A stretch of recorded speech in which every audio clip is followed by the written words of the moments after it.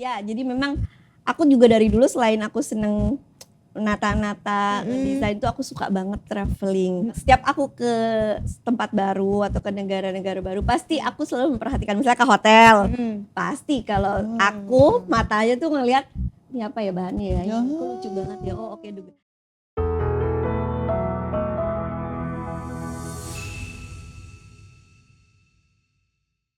Traveling, oke. Nah katanya ini dapat bocoran juga. Kalau mau traveling bisa bareng sama Mbak Dita, ya kan? Iya benar, karena aku alhamdulillah juga sejak di media sosial ini mungkin karena melihat hobi aku sering traveling, terus aku kan lagi-lagi pengen sharing manfaat. Jadi setiap aku traveling, aku selalu share di story atau di feed, terutama di story sih. Gimana cara ke sini, kalau naik bis ini nomor berapa, terus ini biayanya berapa, makan di negara ini minimal spend berapa gitu, hotel apa yang strategis, itu selalu aku share.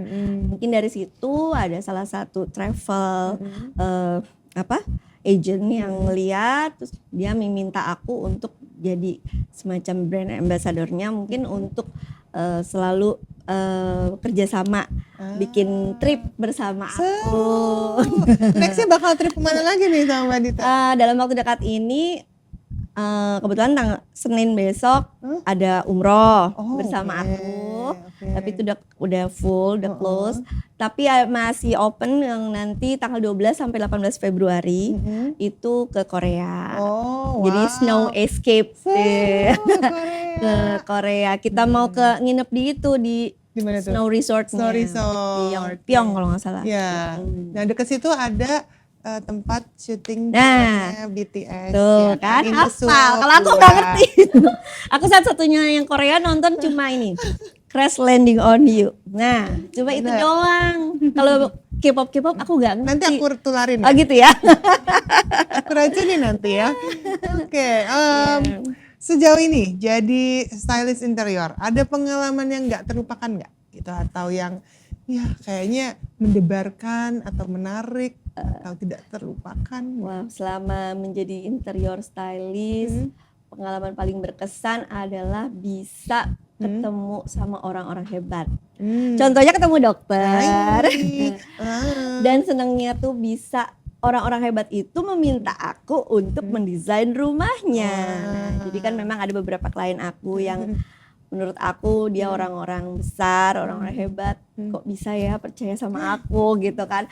Nah itu kesannya seneng banget, apalagi dia happy dengan rumahnya dan hasilnya juga bikin mereka seneng. Nah itu nggak ternilai jadi sampai harganya. Sekarang itu memorable banget dan berarti banget. Iya, membuat orang happy dengan hasil karya kita tuh rasanya sama halnya sih sebenarnya pada saat kita ngerjain pasien itu tadinya sakit terus keluar dari ruang praktek kita, ya udah enakan dok, aduh itu juga kan happy juga.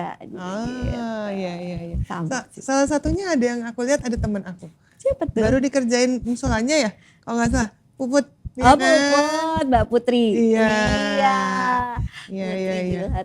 Putri lagi dibikinin. Udah selesai apa? Udah selesai. Sebenarnya Mbak Putri itu sudah satu rumah tuh, alhamdulillah. Dari lengkap sih ada di Instagram aku tuh, dari kamar tidur utamanya semua sih satu rumah. Jadi aku ikutan juga ngebantuin gituin layoutnya bersama arsiteknya. Kalau interiornya semua full dari ID Home aku.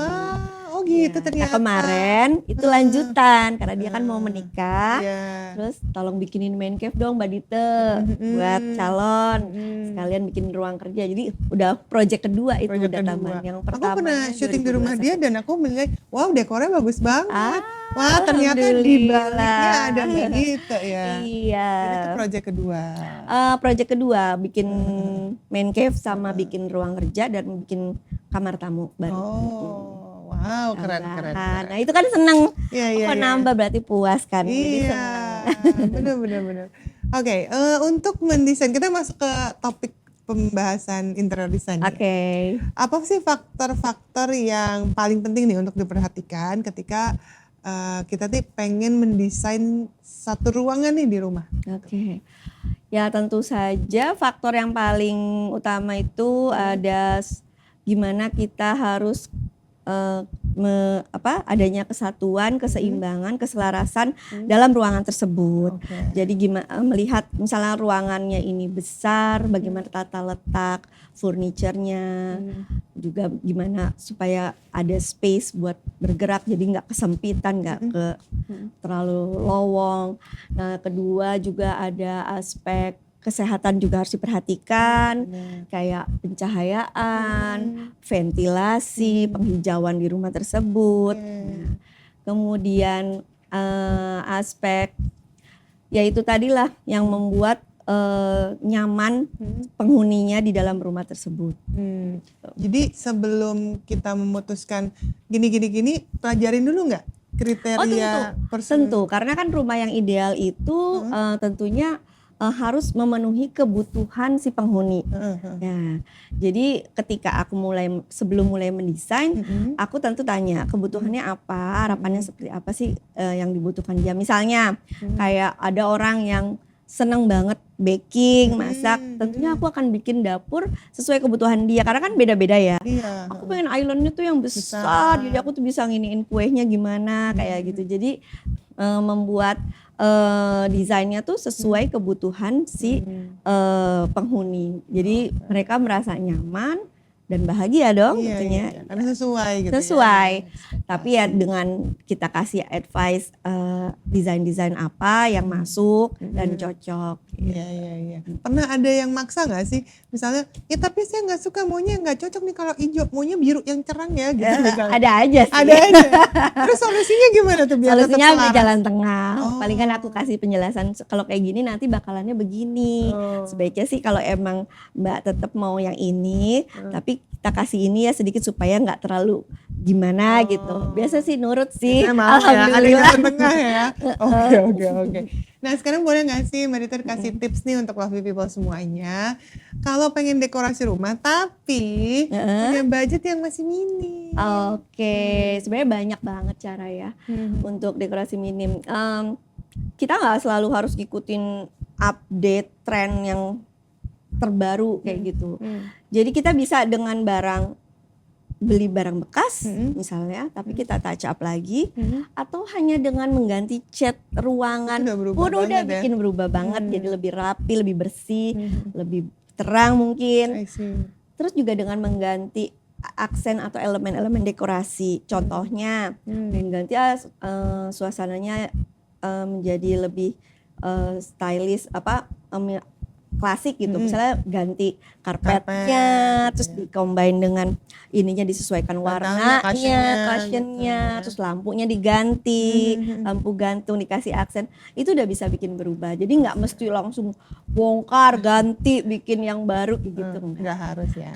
Yang penting pada saat kalau emang hobinya seneng gonta-ganti aksen tren gaya desain, pilihlah furniture yang besar-besarnya atau kabinetnya tuh yang long last. Modelnya klasik gitu ya. Iya, jangan yang terlalu klasik juga sih. Karena kalau yang terlalu klasik juga kalau kita lagi bosan pengen ganti minimalis agak repot kan. Maksudnya yang semi klasik, jadi bisa di-mix ke yang clean simple, bisa dibikin lebih klasik bisa gitu. Jadi barang yang furniture besar-besarnya cari yang long last, tapi elemen dekorasinya yang kita gonta-ganti. Kalau tren 2025 untuk interior apa nih?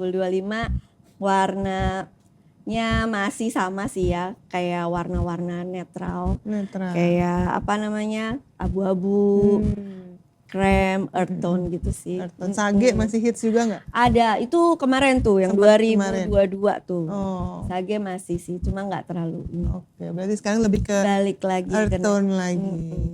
Kayaknya ada ini ya sedikit-sedikit marun, burgundy gitu ya. Burgundy juga. Burgundy ya. Itu tapi kalau untuk dijadikan interior rumah kan terlalu jadi gelap dan berat gitu kan. Makanya paling aksennya aja di cushion, di karpet, di dekorasi. Oke, wah seru banget nih dari tadi kita udah dapat banyak ilmu dan tips dari Mbak Dita. Kalau gitu sekarang kita main mitos fakta yuk. Tapi kali ini bukan mitos fakta tentang kesehatan, tapi seputar rumah minimalis. Nah, oke. Nanti saya bacain pernyataannya, Mbak Dita jawab mitos atau fakta. Fakta. Oke, pernyataan yang pertama. rumah minimalis punya karakter yang dingin. Mitos atau fakta? Mitos. Emang nggak dingin ya kan?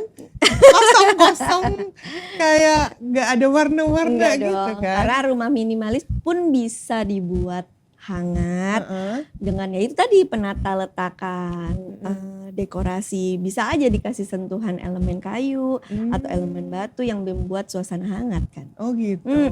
Jadi tetap bisa ya Tetap meskipun bisa. minimalis. Kirain minimalis tuh bener-bener nggak ada, Kaku nggak gitu boleh ya. ada hiasan, kan minimal. Nggak ya? Oke, gaya desain rumah minimalis membosankan. Mitos atau fakta? Mitos juga. Aku sih suka sih rumah Iya minimalis. kan? Iya. Sebenarnya mitos juga itu, nggak membosankan menurut aku karena bagaimana kita menatanya juga sama lagi-lagi dekorasinya sih.